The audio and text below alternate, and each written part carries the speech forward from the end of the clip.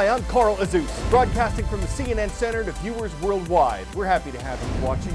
We start today between the Indian and Pacific Oceans. Sulawesi is an island of Indonesia whose northwest region was hit hard by an earthquake and tsunami last week. In total, the disaster left at least 70,000 people homeless, and it killed more than 1,400, though that number is expected to increase as rescuers comb through the rubble. According to the Red Cross, one village near the quake's epicenter was obliterated. Locals say the ground turned to liquid during the disaster, with homes collapsing into the mud. And to give you a sense of how volatile that ground still is, an ongoing volcanic eruption on Sulawesi seemed to increase in intensity after the quake hit. Indonesian President Joko Widodo, who visited the affected area earlier this week, says that basic services have to be restored before rebuilding can be a priority. Deliveries of supplies, everything from water and clothes to gasoline, are coming in by sea to places that are inaccessible by land. One aid worker says the survivors have lost relatives, homes, and livelihoods. They can't be allowed to lose hope. Many of them are lining up to catch a boat or a plane to parts of their island country that are still intact. Well, nearly a week after that earthquake and the tsunami that followed, there are still signs of damage everywhere in Palu. We are at the airport right now, and you can see this part of the ceiling fell down onto the ground here. No one's even made an attempt to clean that up, and how you get back to normal when things like that still exist, well, it doesn't really work like that. The more interesting thing to me, however, is how many people are still trying to get out of the city. You would think, well, maybe a week on, people would be trying to come back in and maybe try and get back to normal, at least start that process, but that's not the case. People here, like these people behind me, camping out at the airport for days now, trying to get on a military flight that will evacuate them elsewhere in Indonesia. The military says it's flying more of those planes than ever. They're flying those big Hercules aircraft that can take hundreds of people at a time. They say they're evacuating thousands of people a day, trying to meet the response of a people that are quite frustrated with what they call the slow response of the Indonesian government. We also saw evacuees get on board an Indonesian Navy ship earlier today. 250 or so people got on a ship bound for 500 miles south towards a different city, and so there are evacuations taking place in multiple different ways. Yes, aid is increasing. More fuel is coming into the city. Food, water is also increasing. We have seen more heavy equipment trying to clear some of the rubble in these streets, but there is still a very long way to go for Indonesia's government to get these people back to some slice of normalcy. And in the meantime, you know, you've got people like these folks behind me here trying to pass the time, watching TV on their cell phones, waiting, hoping to get on the next government flight out of town.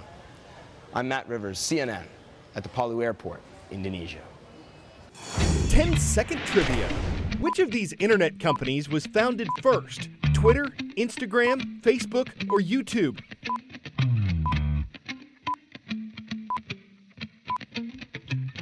Founded in 2004 as thefacebook.com, Facebook is the oldest company on this list. Facebook is trying to figure out how to deal with its worst hack ever. The company says a security issue has affected almost 50 million accounts. Facebook's engineers first noticed something unusual on September 16th. It took them 11 days after that to stop it. The hack involved a vulnerability in Facebook's code, something in the site's View As feature, which lets users see what their Facebook profile looks like to someone else. It allowed hackers to steal digital keys that could be used to take over people's accounts. What has Facebook done about it? It's temporarily shut down the View As feature, and it's reset the digital keys of the nearly 50 million accounts affected, plus 40 million additional accounts. What we don't know is what the hackers wanted, how long they had access to people's information, and whether they took any of it. Best case scenario, the hackers might not have realized what they did, they might not have actually stolen any info, or if they did, they don't plan to do anything with it. Worst case scenario, they could use the info to blackmail people, they could post users' private messages and pictures online for the world to see, or they could use the information to try to influence events like future elections. Again, experts don't know what or if there'll be consequences to the hack. More news from the technological world involves something called mixed reality. As the name suggests, it involves taking what's physically around you and then adding the appearance of something that's not. It could be a digital character or a hologram. It could be new kitchen appliances in the empty space of an unfinished house. What could this future look like?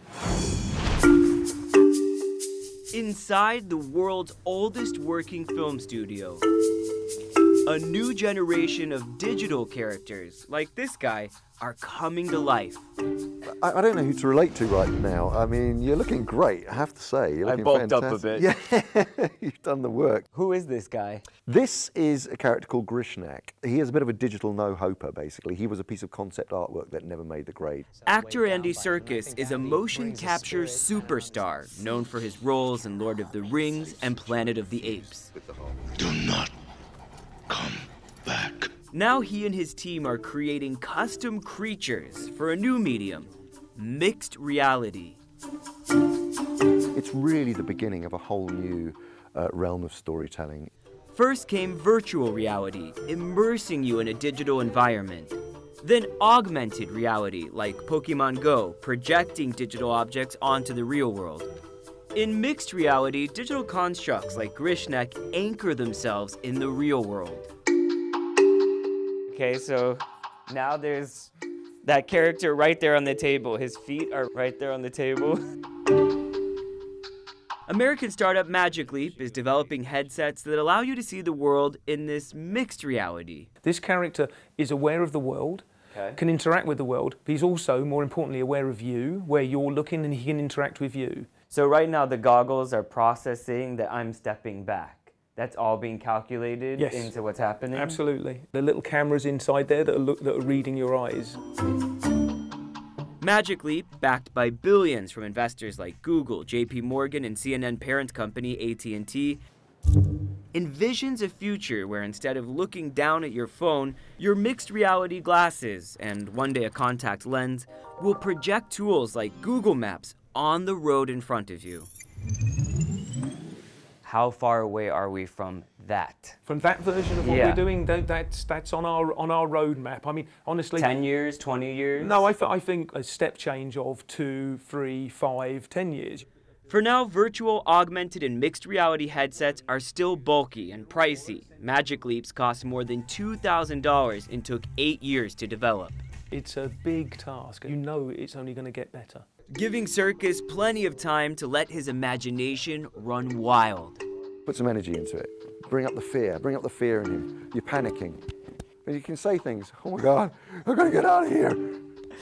I'll leave that to you. Samuel Burke, CNN, London.